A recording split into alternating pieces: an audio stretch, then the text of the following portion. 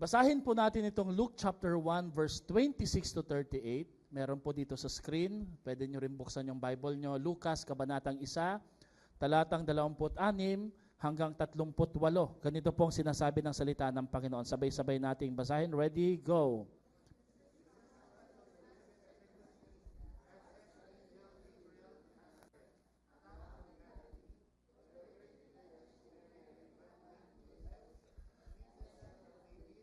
The virgin's name was Mary. The angel went to her and said, "Greetings to you who are highly favored. The Lord is with you." Mary was greatly troubled at his words and wondered what kind of greeting this might be. But the angel said to her, "Do not be afraid, Mary. You have found favor with God. You will conceive, give birth to a son, and you are to call him Jesus. He will be a great and will be called the Son of the Most High. The Lord God will give him the throne of his father David, and he will reign over Jacob's descendants forever. His kingdom will never end." "How will this be?" Mary asked the angel, "since I am a virgin." The angel answered, "The Holy Spirit will come on you, and the power of the Most High will overshadow you. So the Holy One to be born will be called the Son of God. Even Elizabeth, your relative, is going to have a child in her old age, and she who was said to be unable to conceive is in her 6th month. For no word from God will ever fail. I am the Lord's servant," Mary answered. "May your word to me be fulfilled." Then the angel left her. Bago tayo umupo, sabihin mo nga lang sa katabi mo, "Fear not." Isa pa nga po, sabihin mo sa kanya, "Fear not." Okay, makakaupo na po tayo. God bless the reading of His Word. Kumusta po ang bawat isa po sa atin? Purihin po ang Panginoon sa tatlong napaka-importante na event na ating pong ginanap bilang church last Sunday and Saturday. Yung groundbreaking, yun pong ating First Fruit Festival at higit sa lahat yung ating Thanksgiving. Next Sunday po ang ating Christmas party dito sa church. Balik ulit tayo sa one service lang po ha. Ibig sabihin sa umaga po yon. Sige po, palakpakan natin si Lord.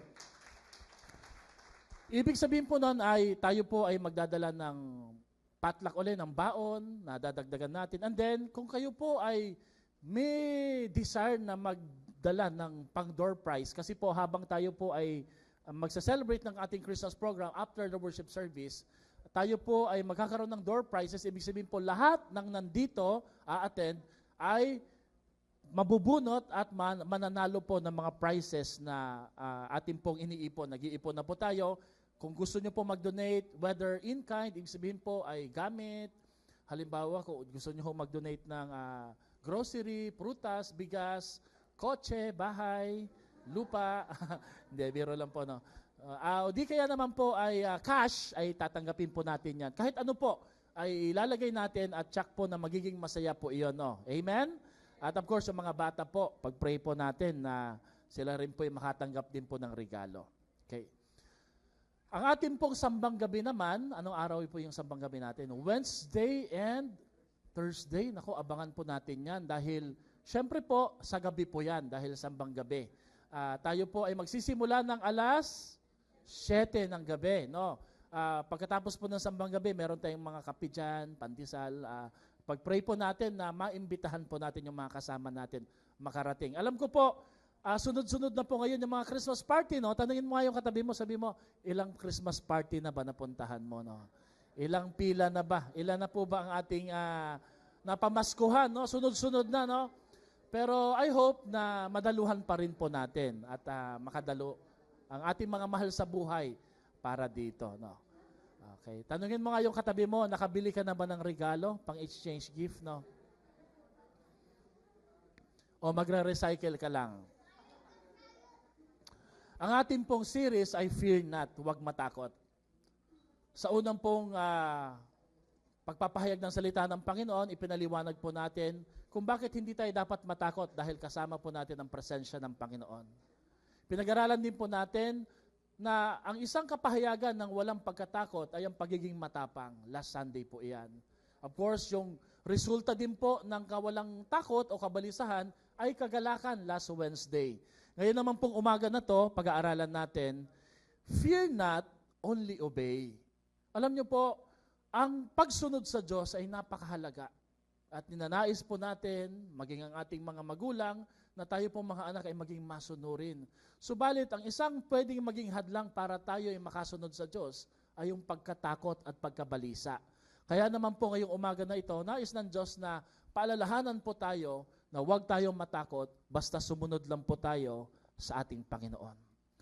Ang pag-aaralan natin ngayong umaga na ito ay yung topic na the obedience of Christmas. Alam niyo po, ang Pasko, madalas ho natin itong inaalala, madalas natin itong naririnig na ito po'y patungkol sa pagbibigayan, pagmamahal, kapayapaan.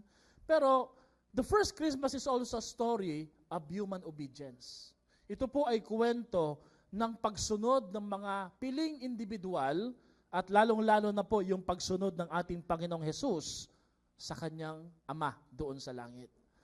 Christmas is a story of human obedience by Mary, by Joseph, her fiancé, and even the obedience of Jesus Christ, the Son of God. Alam niyo po, kung meron mang isang bagay na gusto ng Panginoon na maging tayo, ay yung pagiging masunurin. Lalong-lalo na po sa mga anak natin, di po ba no? Ayaw natin na basta matalino lang siya. Ayaw natin na basta magaling siya sa achievements, no? Higit sa lahat gusto po natin, siya po yung magalang at masunurin. These are the people, Mary, Joseph, and the shepherds, and most especially Jesus. These are the people that I consider as the people who made Christmas. Meron hong isang article na nagsulat ng ganyan eh. Sino ba ang gumawa o lumikha ng unang Pasko? Well, the people who made Christmas are the ones who obeyed God no matter what. Kaya may Pasko, hindi lang po dahil meron silang tapang, last Sunday na topic natin yan, kundi dahil may mga tao po na kahit gaano kahirap ang pagsunod, sumunod pa rin po sila at ginawa pa rin nila ang nararapat. At alam niyo po ngayong umaga na to, ang panawagan ko po sa bawat isa po sa atin ay, we must follow their example. Sundin po natin ang kanilang halimbawa na ipinakita. Meron silang dahilan para hindi sumunod, but they courageously obeyed God and the rest is history. Can you just imagine kung hindi sumunod si Mary, siya'y natakot. Ano kaya kung ang ginawa ni Jose ay hindi niya pinakasalan ng kanyang asawa na si Maria dahil po sa pagbubuntis na hindi po inaasahan? Ano kaya ang nangyari? The truth is, God wants our obedience. Obeying God may be hard, but it is worth the effort and determination. Because when we disobey God, it breaks His heart. Ang pagsunod sa Diyos ay talaga namang mahirap. Mahirap po. Wala pong pagsunod na madali. Totoo po ba yan? Pero, worth the effort po yan. Sapagat alam natin, pag hindi naman tayo sumunod, masasaktan natin ang puso ng ating Panginoon. Amen? Ang sabi po ni Chuck Swindoll, ang goal ng Christianity, what is the goal of Christianity? The goal of Christianity is to be like Christ. That's our goal, that's plain and simple. Hindi ho goal ng Kristyanismo na dumami ang alam natin, maging mahusay tayo sa pakikipagdebate sa nalalaman natin, ipangalandakan natin ang ating theology, ang ating pong nalalaman, ang experience natin bilang Kristyanismo, lahat po yan ay baliwala. According to the most respected Christian author, Chuck Swindoll, ang goal po ay maging kahawig at kagaya ni Kristo. Christmas is a season that reminds us to be more like Christ, to be obedient to Jesus no matter what. Alam niyo po, nakakalungkot tuwing Pasko, ang Pasko po ay nagiging panahon ng kasalanan. Ang Pasko po ay nagiging panahon ng bisyo. Ang Pasko po ay nagiging panahon ng krimen. Bakit? Dahil nga po sa hinihingi ng okasyon, kailangan masaya ka, kailangan may pera ka eh. Subalit ang pinakanais at ginugusto ng ating Panginoon ngayong Pasko ay hindi ho mabonggang Pasko, kundi masunuring Pasko. Sabi mo nga sa katabi mo, maging masunurin sa Diyos. At sasabihin ko sa inyo, ano po ang pwedeng maging hadlang sa ating mga buhay para hindi tayo makasunod sa Diyos? Meron po ba kayong nalalaman? Ano ho ba ang humahadlang sa tao para hindi maging masunurin sa Panginoon? The fear of man. ang pagkatakot sa sasabihin at opinyon ng ibang mga tao. The fear of man is one of the reasons why you won't enjoy Christmas. Iisipin mo, kung wala kaming handa, ano na lang sasabihin ng iba? Iisipin mo, anong sasabihin nila kung ganito itsura ko at ganito yung pananamit ko? Anong sasabihin ni pastor? Anong sasabihin ng iba kung ako po ay pupunta sa church at ganito lang ako? Mga kapatid, sabihin ko sa inyo, no, hindi ka makasusunod sa Diyos kung katatakutan mo ang opinyon at sasabihin ng tao. Amen ba doon? There is a Bible verse that could serve as a warning and a reminder about this topic. Sa Proverbs 29 verse 25, ang sabi dito, ang pagkatakot sa tao ay isang patibong. Subalit ang sino mang nagtitiwala sa Diyos ay pararangalan magpakailanman. The fear of man will bring a trap, but he who trusts in the Lord will be honored. Sabihin ko sa iyo mga kapatid, no, you cannot please people, but you can please God. Hindi mo mapapasiya o mapapangiti ang tao kailanman. One time, meron akong kinakaunsilan para ikasal. Sabi niya, pastor, ano ko ba magandang kasal? Bongga, ganito. Sabi ko, kahit gandahan nyo, laging may mas maganda pang kasal kaysa sa inyo. Kahit mahalan nyo yung kasal nyo, laging may mas mahal at malaking gastos pa sa kasal ninyo. Kahit gandahan nyo lahat, meron masasabi ang mga tao. Kaya huwag nyong isipin ang sasabihin ng iba, isipin nyo yung kaya nyo at kung ano yung nararapat. Sino po dito naniniwala, mas magaan ang buhay kung hindi mo iisipin ang sasabihin ng ibang tao? Of course, mahalaga po yung suggestion nila. Hindi ko sinasabing huwag natin pansinin ang kanilang correction, lalo na kung sila po'y malapit sa atin. But what am I saying is don't fall sa trap ng pleasing people. Amen? Hebrews chapter 13, verse 6, on the Amplified Version says, so we take comfort and are encouraged and confidently say, the Lord is my helper in times of needs. I will not be afraid. What will man do to me? Ang Diyos ang aking tulong, ang Diyos ang aking sanggalang, hindi ako matatakot, ano ba ang kayang gawin ng tao laban sa akin? Ipinapakita po sa talatang iyan na hindi tayo dapat matakot kanino man, liban po sa ating Diyos. If you want to experience not just a courageous Christmas, but obedient Christmas that will honor and please the Lord, follow what the apostles did when they were obeying the Lord. Sa Acts chapter 5 verse 29, these are just references. Basahin nga po ng mga kalalakihan na malakas. But Peter and the apostles replied, kailangan mas sundin natin ang Diyos kesa sa otoridad ng tao. Kung meron man pong demarcation line between the authority or the law or the principle of man, ay kung ito po'y pipigil sa iyo sa pagsunod sa ating Diyos. Sinasabi ho dito ng mga apostol, mas gugustuhin naming hagupitin ng latigo kesa sundin kayo, mas nais naming sundin ang ating Panginoon. So gusto ko pong sabihin sa inyo ngayong umaga na to, fear not, only obey. How do we experience an obedient Christmas? Titingnan po natin ngayon ang example ni Mary sa ni Joseph. Pero higit sa lahat, Mary. Alam niyo kung bakit? Naniniwala po ako na ang sekretong sandata ng Diyos para baguhin ang ating lipunan at ang ating mundo ay mga kababaihan. Amen? They are God's secret weapon. Sila po ang mga tao na pinakatatangi at inihahanda ng Diyos para pagpalain at baguhin ang ating pong kasaysayan.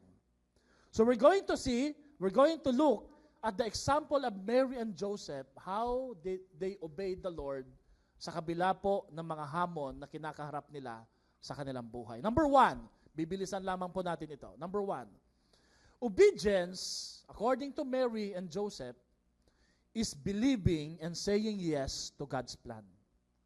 Obedience is believing and saying yes to God's plan. Welcome po natin mga kapatid natin. From Hagonoy pa po kasi sila, pasensyahan nyo na po. No? Pero Ate Weng, maraming salamat po. Nasaan si Brother Russell? Nasa baba pa. Okay. According to Mary, kung gusto mong makasunod sa ating Diyos, sino ho dito gusto po ang kanyang anak masunurin? Taas nga pong kamay. Diba? Hindi lang matalino at maganda at gwapo, dapat masunurin din. Aanin mo yung gwapo matanda, tamad naman, di ba? Lagi pong, wait lang po ma'am, wait lang po. One time po, nung ako po ay binata pa, gusto kong mag-gym. Sino ho dito balak mag-gym dati? Magpalaki ng katawan. Dahil makapapayat po kami noon, doon sa Karuhatan, Valenzuela, doon kami nag-aaral Karuhatan, Valenzuela, lagi hong baha doon na traffic. May gym ho doon sa taas. Kaya umakyat kami. Alam niyo, una kagad namin ginawa, ako lalo na, binuhat ko kagad yung malaking barbell. Sabi niya, Ato, mag-ingat ka, mabibiyak yung buto mo dyan. Hindi kaya ko po ito Sabi ko, ano po bang dapat gawin? Sinundan ko ho yung mga pag-stretching. Ang dami kong ginagawa. Sinusundan po ako ng spotter. Sabi niya, wala ka munang dapat gawin. Ang gusto ko sa iyo. Sabi ko, ano po bang dapat kong gawin? Sabi niya, ang gusto ko sa iyo, sumunod ka muna sa akin. Ang pinaka-skill o number one skill na dapat nating matutunan ay ang pagiging masunurin muna. Amen ba? Luke chapter 1 verse 28 to 29, ang sabi dito, the angel went to her and said, greetings, you who are highly favored. The Lord is with you. Mary was greatly troubled at his words and wondered what kind of greeting this might be. Siya po'y dinalaw ng anghel, siya'y kinausap at binate, at sinabihan na ikaw ay lubos na kinalulugdan ng ating Diyos. Pero ang dalaho neto ay hindi po saya at kagalakan. Ang dalaho neto, kalituhan at kabalisahan. Alam niyo kung bakit? Kasi po si Mary at si Jose, may plano silang mag-asawa. Sino dito may plano magpakasal? Wala? Wala hong plano magpakasal dito? Sige ho, bahala ho kayo. Pero sila Jose, tandaan po natin, maaga ho nag-aasawa ang mga tao ho noon, 16 years old lang po si Mary, plano na po niyang magpakasal. Kay Jose, fiancé po niya ito, kaya nasa betrothal period na po sila Bigla silang dinalaw ng anghel at ang balita na daladalay galing sa ating Panginoon, ikaw Maria ay magbubuntis, ipaglilihim mo ang anak ng Diyos. Pero walang sexual intercourse na mangyayari. Alam niyo po, kung pelikula ang buhay ni Jose at Maria during that time, ang pamagat ko nito ay ito, when God messes up with your plans. Sino ho gustong manood? Pelikula, starring Mary and Joseph, 2,000 years ago. Now showing, noon pa pala na showing, when God messes up with your plans. Lahat po tayo may plano. Lahat tayo may gusto. Meron tayong mga inihahanda, pinaplano sa ating mga buhay. Subalit nung dinalaw ng Panginoon, si Maria at si Jose, nabago bigla ang kanilang plano. Mga kapatid, maghanda ka. Dahil ang isang requirement para makasunod sa Diyos, kailangan handa kang magpagulo sa sarili mong plano. Dahil kung nakahawak ka lang sa sarili mong plano, hindi mangyayari ang mas magandang plano ng Diyos sa buhay mo. Kung minsan po, pagdating sa pagsunod sa Diyos, kailangan ka munang magulo bago ka maayos. Sino ho dito ngayong oras na ito, ang buhay mo ay medyo magulo, pero alam mong inaayos ka na ng ating Panginoon. Taas nga pong kamay. Pero hindi lang po sapat na nakikita mo na ikay ginugulo ng Diyos. Ang isa sa karakteristik o katangian na pinakita ni Joseph at Mary dito ay cooperation. Siya po'y nakiisa sa ating Panginoon. Tanungin mo nga yung katabi mo, what is your plan? Are you willing to accommodate God's plan in your life? If you're willing, then you are obedient sa ating Panginoon. Proverbs 19 verse 21 says, many are the plans in person's heart, but it is the Lord's purpose that prevails. Alam niyo po ba, totoo po yan sa buhay ko. Alam niyo kung bakit? Ako po ay graduate ng marine engineering. I'm a seaman. I'm about to board a ship para mag-seaman sa ibang bansa. No? Pero nagbago po yun. Bakit? Tinawag ako ng Panginoon, very personally, very powerful ang kanyang pagkakatawag sa akin na ako daw po ay maglilingkod sa ating Panginoon bilang pastor. Kaya mula po sa Leyte, ako po'y nagpaalam sa magulang ko. Of course, syempre, hindi nila agad naging okay ang kanilang reaction. But that's normal because they have their own plan for me as well. And for our family. Ako po'y sumakay ng bus, hindi pa ho uso noon ng eroplano. Ako po'y nag-aral sa Valenzuela for 5 years sa isang seminaryo. At doon ko na-realize, I may have my own purpose. I may have my own plans, but it is the purpose of the Lord that will always prevail in our life. Alam niyo po, kung ikaw ay Kristiyano, ikaw ay nakaupo ngayon at gusto mong sumunod sa ating Panginoon, kailangan maintindihan mo ang kaibahan ng plano at layunin ng Diyos. sa buhay po natin. What is your plan? Sino ho dito, ngayon pa lang nagpaplano ka na para sa buwan at sa taong 2025? Marami tayong plano, di ba? Akong pastor, may plano na po ako, evaluation ng church natin, paano natin sisimulan ng ating church building project, saan tayo maghahagilap ng funds. May plano na po ako doon. May plano na rin po ako sa pag-aaral ko by the grace of God. Next year is my last year na siguro sa pag-aaral ng MA. Marami tayong plano eh. But you know what? Kung meron ho dito nagtatanong, paano po ba pastor dapat magplano? Let me say this. Obedience to God is not just a good plan, but it is a great plan. Walang tatalo pagdating sa pagsunod sa ating Diyos. Hindi ko po madidetalye kasi pag dinetalye ko po ang plano ng Panginoon sa buhay nyo, ibig sabihin nun, ako na ang nasunod eh. You figure it out. Pero isang bagay lang makikita ko at malalaman ko, pag nag-usap kayong pamilya, lagi niyong uunahin, ito bang planong ito ay may kinalaman sa pagsunod sa Diyos? Why? Because the best plan is all about obeying the Lord. And it's just a good plan. It's a great plan. Amen? Now, may tanong pa ako sa inyo. Sa dinami-dami po ng mag-asawa at partner ng babae at lalaki, bakit kaya sa tingin nyo pinili ng Panginoon si Maria at si Jose? Lalong-lalo si Mary. Why did God chose Mary? Magbalik tanaw po tayo. Alam nyo, isa sa pinakamahirap na sermons na gawin, Pasko. Kasi marami sa inyo, marami nang narinig na message about Pasko eh. Kaya I am praying na maging creative and at the same time, reflective at malapit sa Bible para mas maintindihan natin ang konsepto ng Kapaskuhan. So I asked this question this week habang ako po ay may hinaharap na 3 paper na matitindi. Pero malapit nang matapos. Why did God chose Mary and Joseph? Palagay nyo. Wala na silang choice, pastor eh. Ganun ba? It could have been you kung ikaw ibuhay nung panahong yon. Tama? Pwede sanang William at Arlene yon. Pwede ring Darwin at Lee. Di ba? Pwede ho kahit sino ho sa atin, but why did God choose Mary and Joseph? Ito po yung sagot. Personally lang po ito ha. Historically, they were chosen because they both belong to the lineage of Jesus. So meron silang lahi talaga na may kinalaman po kung saan lalabas yung Mesiyas. Geographically, they are positioned near Nazareth. That's why God chose them. But practically speaking, they were chosen because they were the type of person who wouldn't say no to our God.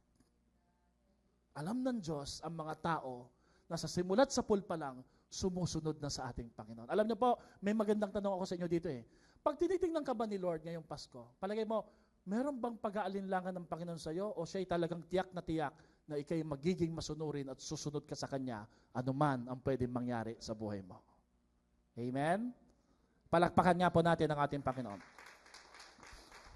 Obedience is the most essential part of who we are, what we are, and why we are. Because it substantiate our very purpose for existence. Hindi ho layunin ang buhay po natin na maging magaling at mahusay. Excellence is just a part of our life's purpose. We want to be excellent because we want to be more obedient sa ating Diyos. Ako po nag-aaral, hindi po para magpasikat na marami akong kaalaman, madagdagan ng pangalan. No, ginagawa ko ito because I want to do my very best in order to obey the Lord in my area of pastoral ministry. Nais ng Panginoon na sa anumang field na meron ka ngayon, paghusayan mo pero hindi para magpasikat, kundi para maging masunurin sa ating Diyos. In other words, ang end goal ng lahat ng gagawin natin, pag-aaral, pagtatrabaho, pagninegosyo, pakikipagrelasyon, ay para tayo mas maging masunurin sa ating Panginoong Hesus. Amen? Mary and Joseph, if they haven't been chosen by the Lord, they're just an ordinary person. Do you believe? Kung sila po hindi pinili ng Panginoon, hindi natin sila pag-uusapan ngayon. But you know what? Obedience to God makes an ordinary man looks extraordinary. Kapag ang isang tao, gaano man siya kaordinaryo, ay handang sumunod sa ating Panginoon, sa mata ng ating Diyos at sa mata ng ibang tao, siya po ay extraordinary. So ito po yung ating takeaway truth. No matter what obedience might cost us, it's nothing compared to what it had cost Jesus. Ano man ang magiging kapalit o halaga ng ating pagsunod o gagawing pagsunod sa ating Diyos, hindi ho ito papantay sa halaga na dinanas at pinagdaanan ng ating Panginoon nung siya'y namatay sa krus ng Kalbaryo. Alam niyo po, si Maria, nung pinagbuntis po niya at ipinanganak niya si Jesus, Mary saw not just a crib or a cradle. Mary did not sew a crown, but Mary saw a cross that Jesus will bear soon when He grow up. Bakit naging madali kay Maria ang pagsunod sa Diyos? Sabi niya, si Jesus nga mamamatay para sa atin eh. Ano pa kaya yung maging instrumento at kasangkapan lang para maipanganak ang anak ng Diyos na magliligtas sa sangkatauhan. Ang pagsunod sa ating Panginoon ay ang pananampalataya at paniniwala na maganda ang plano niya, hindi lang para sa iyo, kundi para sa lahat ng mga tao. Believe me, my friend, God's plan is much bigger, better, and brighter, and wider than our own personal plan. So I encourage you and I challenge you ngayong umaga na to, choose to obey God's plan. Amen? Number 2, we can obey God even though we don't fully understand. Pwede tayong makasunod sa ating Diyos kahit hindi natin masyadong naiintindihan. Diba? Marami nga sa buhay, ginagawa natin, di naman natin naiintindihan eh. Pero ginagawa pa rin po natin. Luke chapter 1, verse 35 to 37. Basahin nga po ng mga kababaihan ng malakas. Ready, go. The angel answered,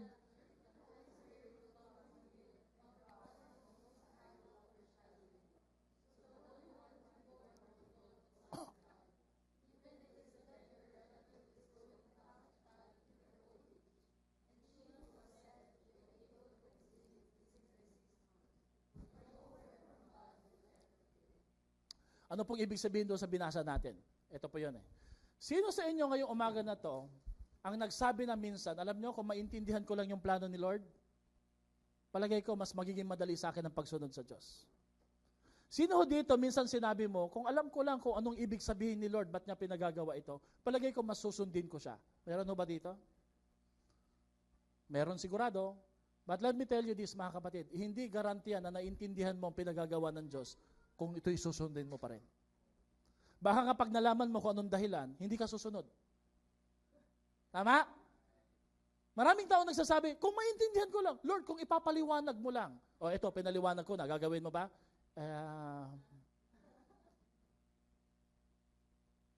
Kay Jesus, alam niya, nung siya'y pinanganak, papunta siya sa krus. Sa'yo at sa akin, pinasusunod ka na hindi ka naman ipapako. Hindi ka hagupitin eh. Hindi mauuwi sa kamatayan ng iyong pagsunod sa Diyos, pero kung bakit mahirap pa rin sa atin ang pagsunod sa ating Panginoon. Ito po yung idea ko, no? Ang problema sa atin, we focus more on knowing than in trusting the Lord. Yan yung problema natin. Kaya tayo hindi nagiging masunurin sa ating Panginoon, teorya ko lang, ay dahil nakapokus tayo sa pagpapaliwanag muna ng Diyos bago sa pagtitiwala sa ating Panginoon. Trusting God will make us obey God even more. When we trust the Lord, we will be willing to obey the Lord. Don't spend time knowing and understanding His commands, but focus more on how you can follow God's command by trusting Him. Sino ho dito ngayong umaga na to nagtitiwala ka sa Diyos kahit hindi mo naiintindihan? Sabi ni Charles Spurgeon, isang great preacher, pastor, sabi niya, faith and obedience are bound up in the same bundle. Magkasama, hindi pwedeng paghiwalayin. Nang ibig sabihin po niya, kaya bundle po ang faith at obedience, he that obeys, trust God. And he that trusts God, obeys God. So if you're saying that you trust the Lord, you must obey the Lord. Dahil lahat ng nagtitiwala sa ating Panginoon, ang end po neto ay ang pagsunod sa ating Diyos. Now, maintindihan po natin kung bakit pwedeng naging mahirap kay Maria ang pagsunod sa Diyos. Sino ho dito, naniniwala ka, kung ikaw si Maria, mahirapan ka rin sumunod sa ating Panginoon? May konting struggle si Maria, di ba? Nagtanong po siya, how can this be? No. Alam niyo ang Bible, ang pagbabasa sa Bible, hindi mo lang dapat binabasa ang Bible kung anong nakasulat. Dapat binabasa mo rin siya kung ano yung hindi sinulat. In your own imagination. Like for example, ang sabi ho doon, and Mary asked, how can this be? Simple lang, nagtanong lang siya eh. Pero kung titingnan po natin, paano siya nagtanong nung time na yon? Anong naramdaman niya? Kailan niya tinanong to? Baka lumipas pa pong ilang minuto o oras. Tumalikod muna siya, uminom muna siya ng kape. Sa kanya tinanong ng angel, paano ho mangyayari to? Sandali po natulala po ako. Di ba? Pwede po ba yon? Yes, pwede po iyon. No? Maiintindihan natin na mahirap kay Maria ang pagkaunawa bago siya makasunod sa ating Panginoon. Bakit? Tingnan niyo to Alam niyo kung bakit mahirap? Number 1, an angel appeared to him. Nakakatakot po yun. Sino ho dito, gusto mong dalawin ka ng anghel habang natutulog ka sa harapan mo mismo? Di ba nakakatakot po yun? Pangalawa, hindi lamang po nagpakita ang anghel sa kanya, nakipag-usap pa. Abay, nakakatakot po yun. At pangatlo, kaya mahirap kay Maria na maintindihan at ang pagsunod sa ating Diyos dahil hindi siya propeta. Siya'y babae. Ang kinakausap during that time ng mga anghel, ang mga propeta at lalaki lang po na lingkod ng Diyos. So ang pakiramdam ni Maria, this is against the law and tradition as a Jew. Because men do not regard highly women during their time. Mababa po ang pagtingin ng mga babae sa kanya. At ito po mas matinding shocking po talaga. Beyond Mary's comprehension, magbubuntis ka. At ang paglilihim mo ay anak lang naman ng Diyos. Are you willing? Sabi ni Mary. Pakiulit. Ano po? Ang mas matindi ho dito, walang pagtatalik na mangyayari. Walang pagsisiping. Ikaw ay makukonsib ng banal na Espiritu Santo. Alam niyo po, ang pagbabalita ng kapanganakan ni Jesus kay Maria is beyond logic.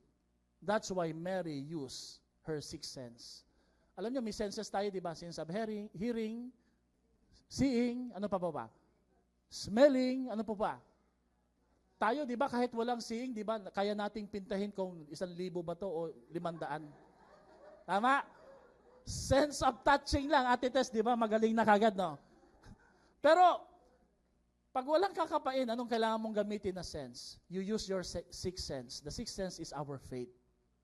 For we live by faith, not by our sight. Wala na, pero alam mong meron dahil ang Diyos ay magkakaloob ng lahat ng iyong pangailangan. Amen? Dapat po ngayong Pasko, ang pagganahin mo, hindi ho yung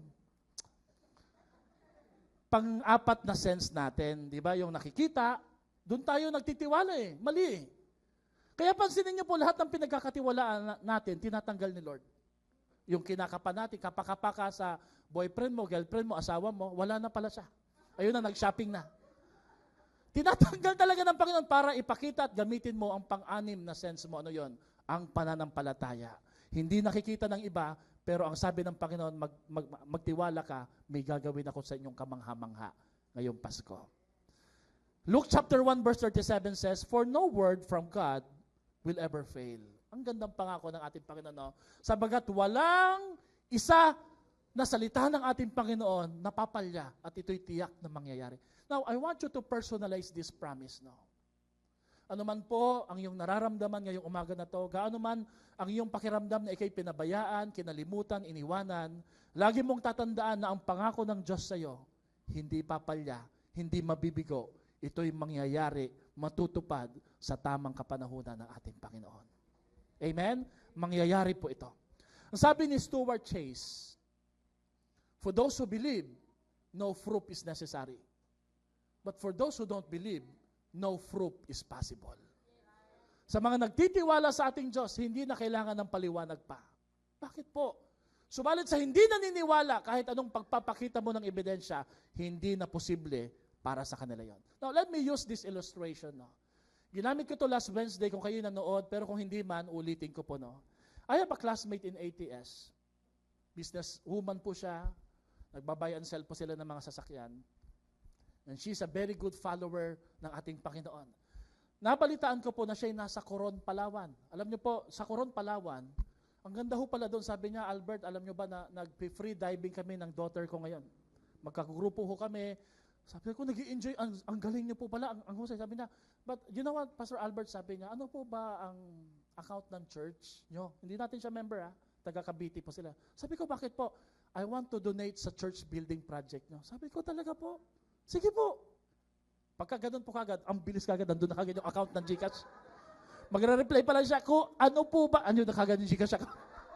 Hindi po, joke lang. Magkaibigan kami, nagbibiro. Alam niyo, sabi niya, kasi po, sabi ko, thank you po, te. Sabi niya, kasi po, Pastor Albert, kami mag-asawa. Magtagal na kami kinakausap ng Panginoon. Ilang sermon na sa church namin. Di natin siya ka-church, ha? At nakukonsensya ako, bakit? Ilang beses ko nang dinidisregard yung pangungusap ng Panginoon.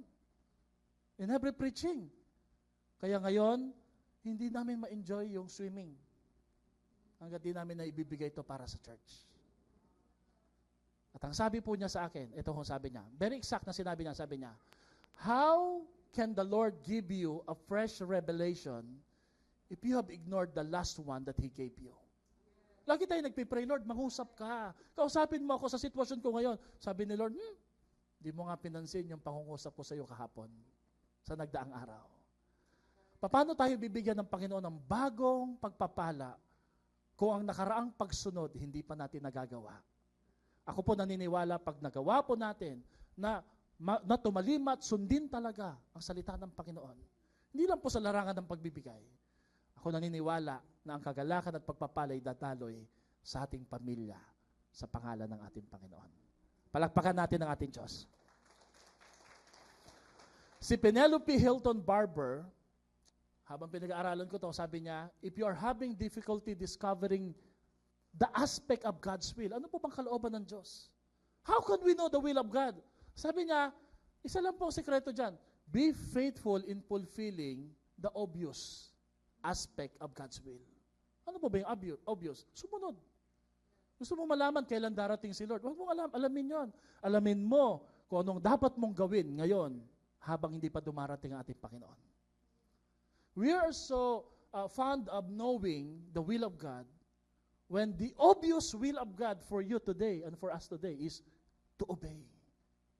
Sabihin ko sa inyo, magbasa ba ng Bible o kalooban ba ni Lord yan? Yes. Magpatawad, kalooban ni Lord. Mag-church, kalooban ni Lord.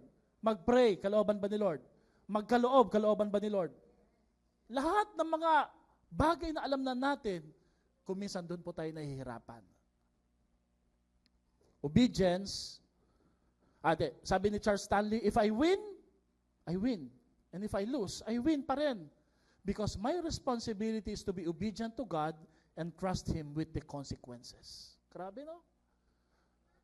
Sinasabi ko ito dahil hindi ka malulugi kung ikaw'y susunod sa ating Diyos.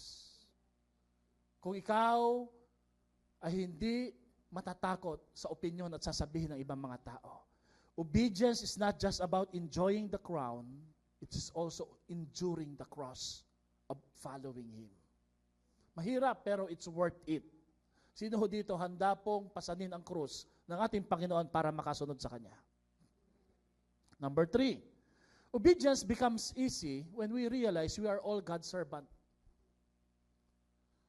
Mahirap ang pagsunod if we have this sense of entitlement sa sarili. At alam niyo po, I tell you, without judging anyone, no. This is the reality.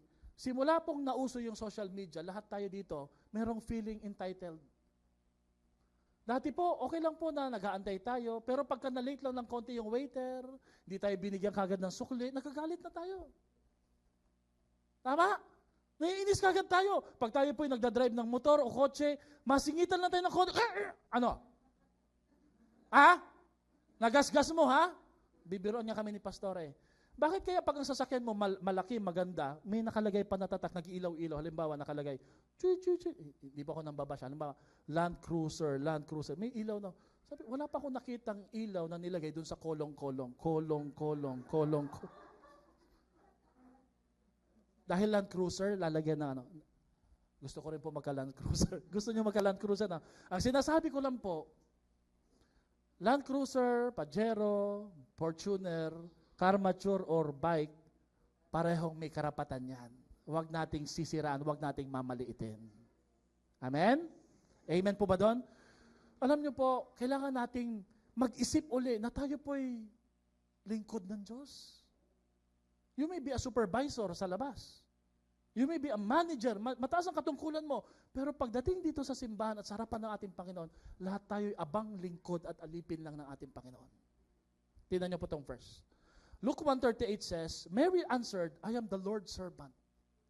Ako'y lingkod ng Panginoon. Kaya hindi siya kailanman Panginoon. Hindi siya dapat hinihingan ng panalangin. Bakit? Lingkod lang siya ng Diyos. I am the Lord's servant. May it done unto me according to your word. Yun yung exact na prayer niya eh. Mangyari nawa ang sinabi niyo po sa akin at iniwan na siya ng anghel. Tapos ang kwento. Ganun pala no, pag susunod ka lang kay Lord, wala nang diskusyon. And the angel left her. Alam niyo po ba, everybody say servant. Sabi mo nga sa katabi mo, you are God's servant. Alam niyo po kung saan nagmula ang salitang servant? It came from the Greek word doulos. Kaya merong MB doulos eh. Ito ho isang malaking barko na nagtitinda ng mga librong Christian at iba pa mga libro. Doulos in the Greek means the one who is devoted to another to the disregard of his own interest. If we say we are a servant of the Lord, hindi natin masyadong tinitingnan. Of course, pinapahalagan natin ang sarili natin, pero hindi natin itinataas ang ating kakayahan, kaalaman, at katalinuhan when we compare it sa opinion at interest ng ibang tao. Madaling malaman kung may pride ang tao. If you're using your education, if you're using your alam niyo maraming iba't ibang uri ng manipulation. Did you know that? Self-pity is a kind of manipulation. Yung nagpapaawa po tayo. Although, pwede mong sabihin na naiiyak ka talaga, nalulungkot ka talaga, but that's a kind of manipulation. Using authority. Abusing help or financial support sa ibang mga tao. O total naman, natulungan naman kita, baka naman pwede. That's manipulation. And that is a sign na you're not being a servant to other people. Nais ng Panginoon na tayo maging masunurin sa ating Diyos. Kaya nga po, ang ibig sabihin ng servant is doulos for Christ. You are a servant for the Lord Jesus Christ.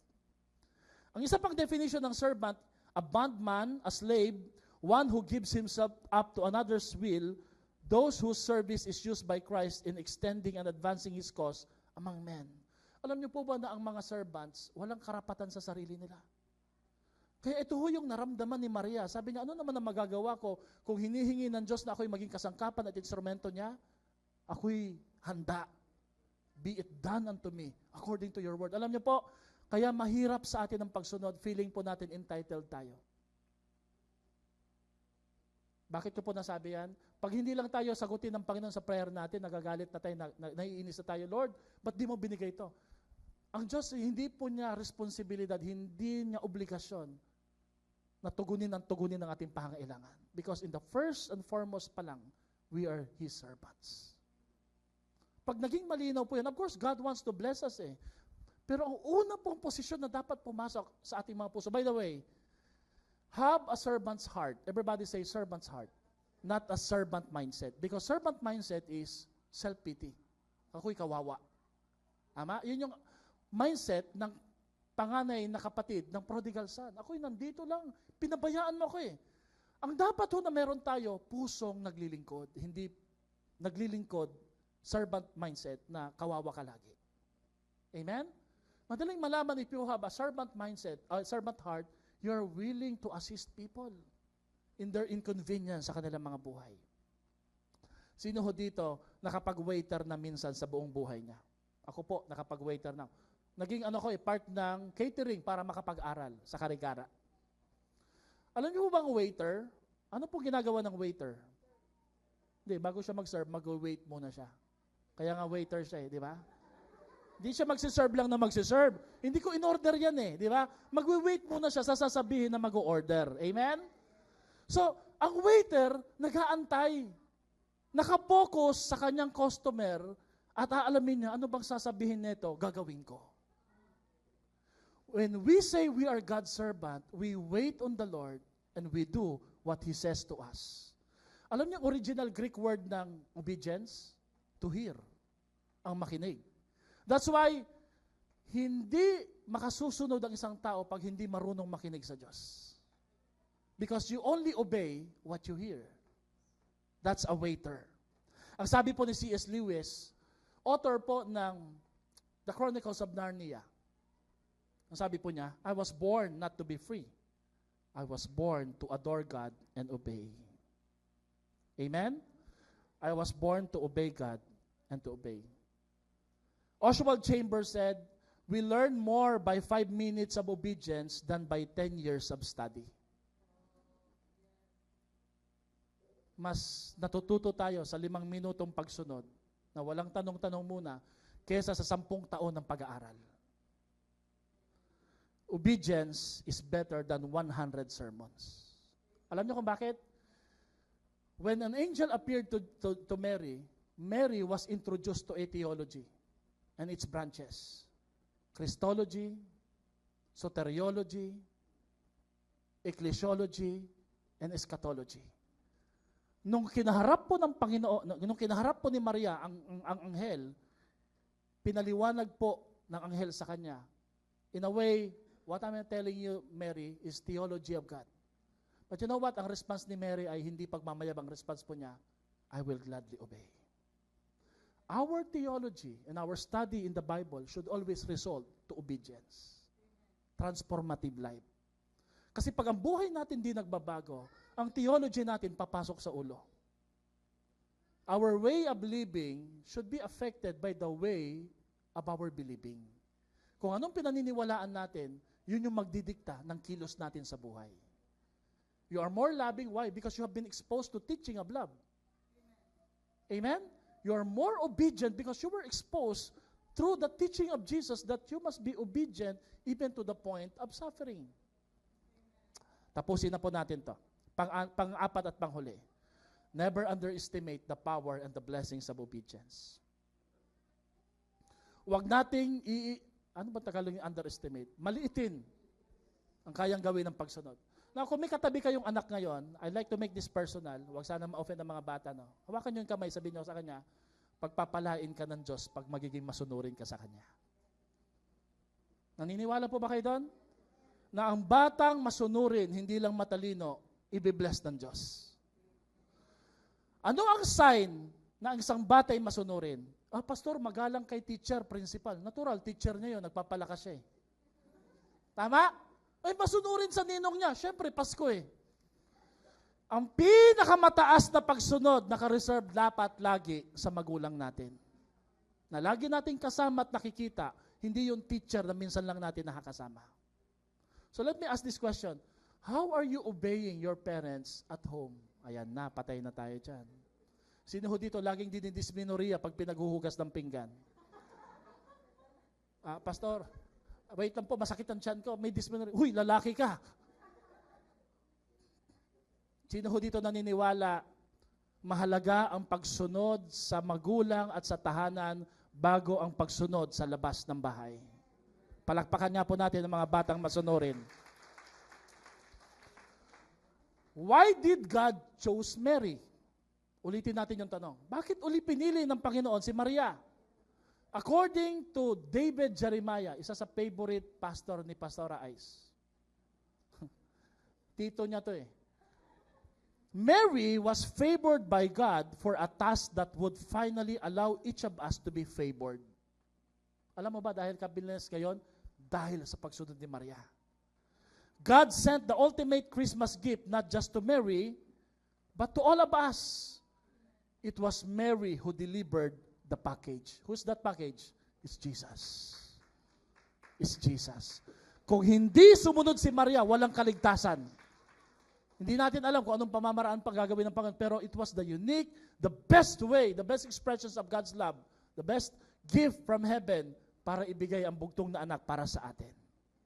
Naniniwala po ba kayo na ikaw ay pagpapalain din? Because of Mary and Joseph obedience, you and I are favored and blessed by God. Your family and loved ones will be favored and blessed by God because of your obedience to God. Kahit mahirap ang buhay, mga magulang, sumunod kayo sa Diyos. Alam niyo kung bakit? Kung minsan po ang ani sa susunod po sa mga bata, kung minsan hindi sa atin. Pero ang mahalaga, nagtanim ka ng pag-aani ng pagpapala. Amen?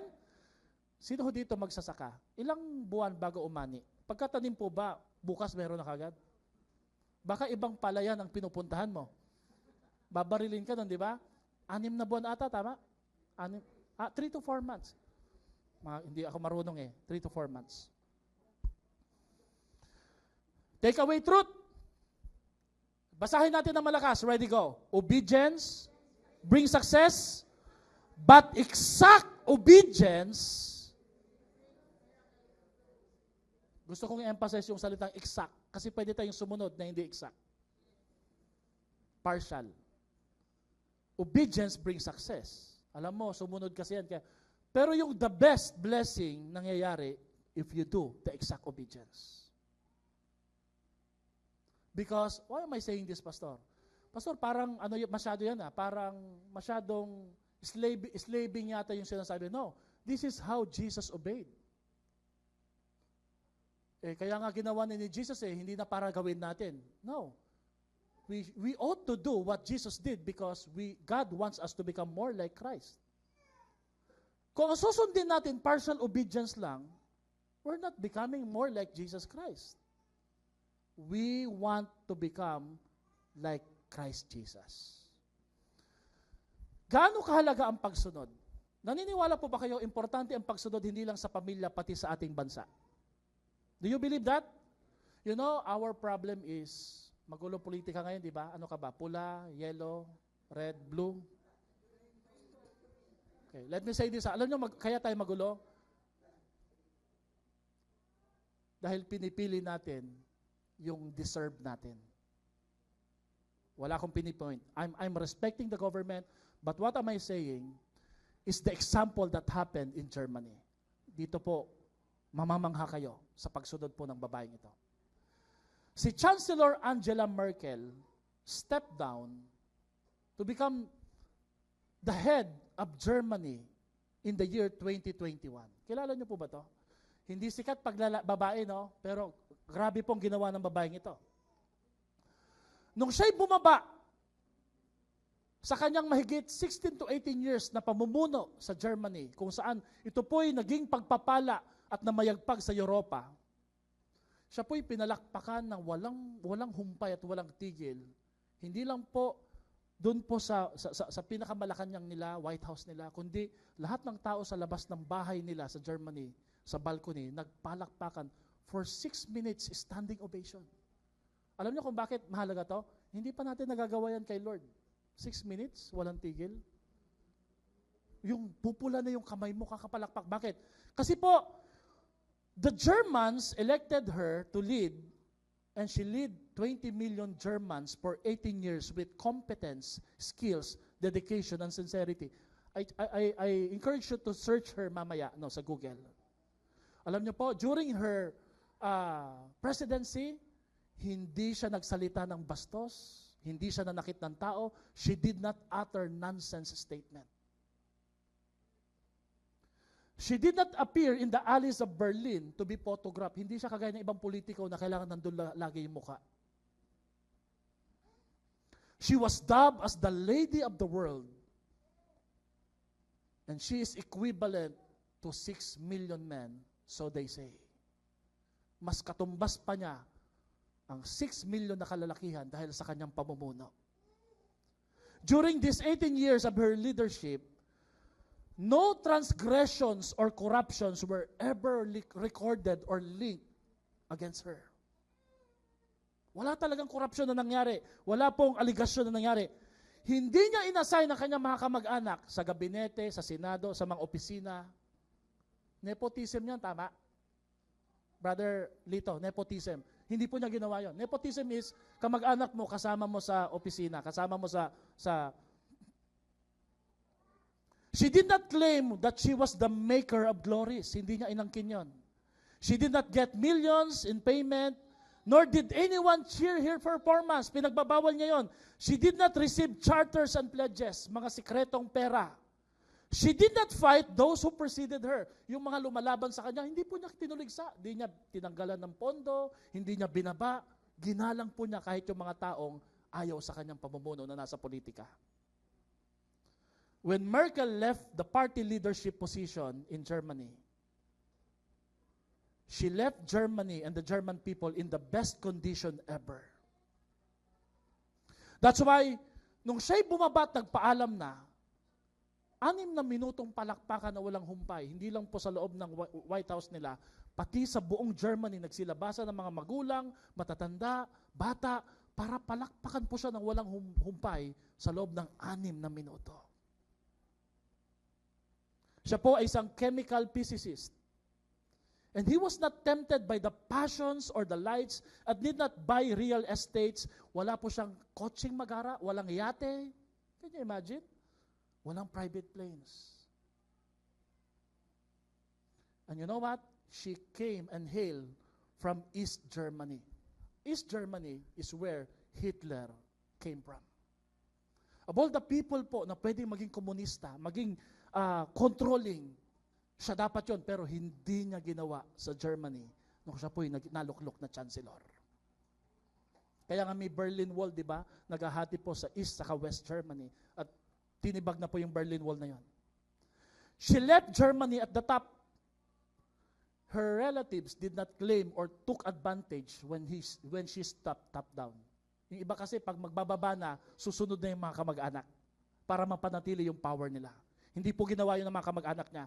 Hindi niya binago ang kanyang suit, ang kanyang damit. Minsan po sa isang interview, tinanong po siya, Miss Chancellor Angela Merkel, bakit pare-pareho lang po yata yung suit na sinusuot mo, Amerikana? Alam niyo, sabi niya, I am a government employee. I am not a model. Hindi po ako modelo. Ako'y government employee. Sabi niya, meron pa kayong mga yaya? Ilan ang yaya niyo sa bahay? Sa mansyon niyo? Sabi niya, wala kaming yaya. Ako at ang asawa ko ang naglilinis sa bahay pagtapos na kami sa Malacanang.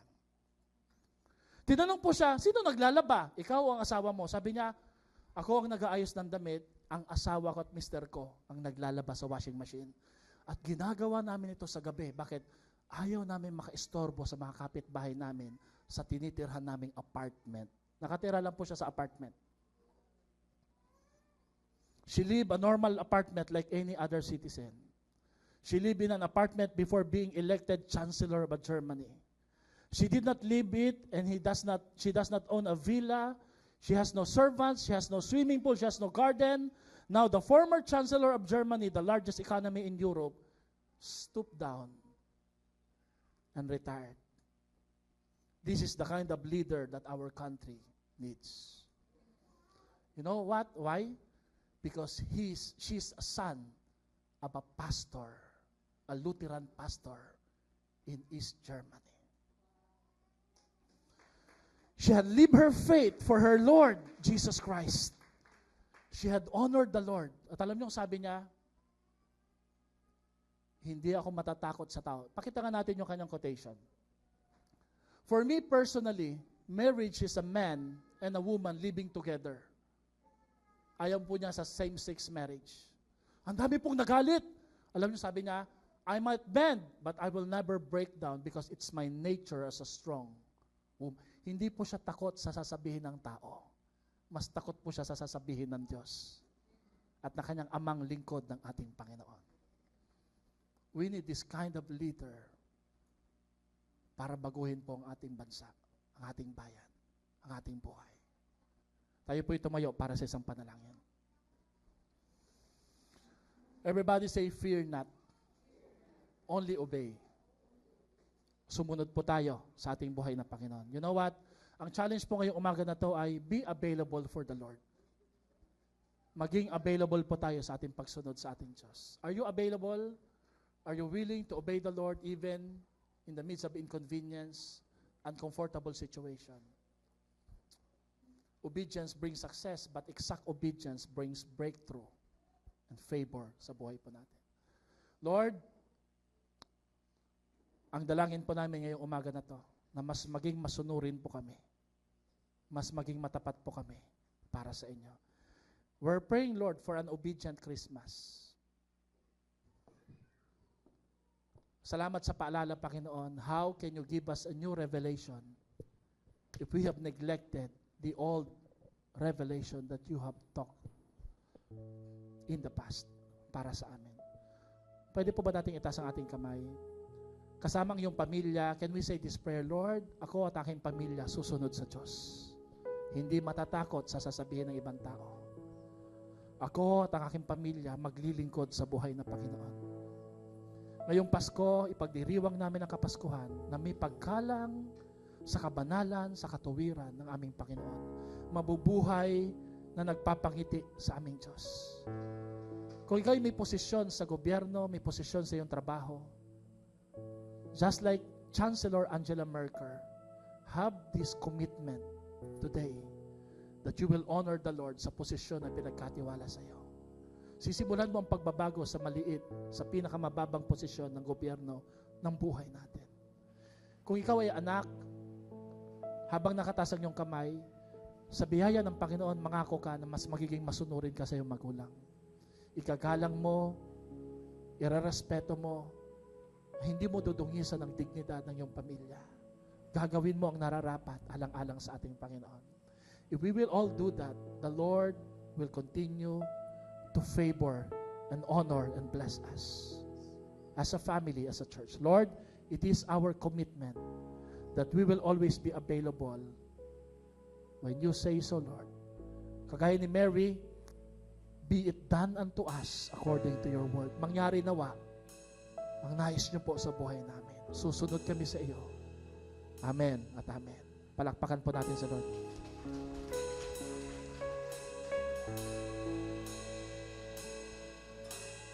Narrow was the road, missing. I'll follow where your spirit leads. Broken as my life may be, and I will give you every peace. I hear you call. I am available. And I say, yes, Lord. I am available.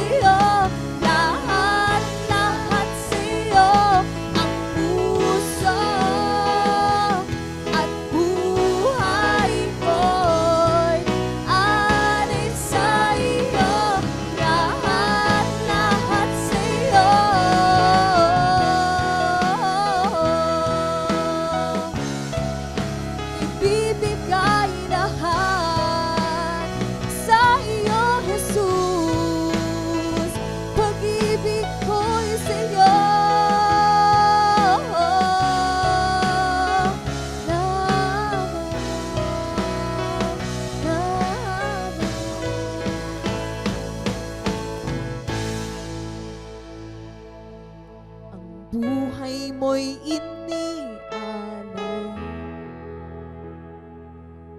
Walang hindi ibibigay.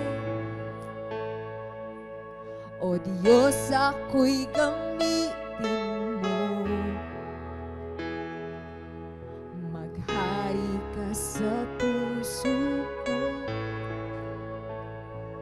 Tinig mo'y dinig ko. Ako ay naririto hangad ng puso. Ako ay gamitin mo. Tinig mo'y dinig ko. Ako ay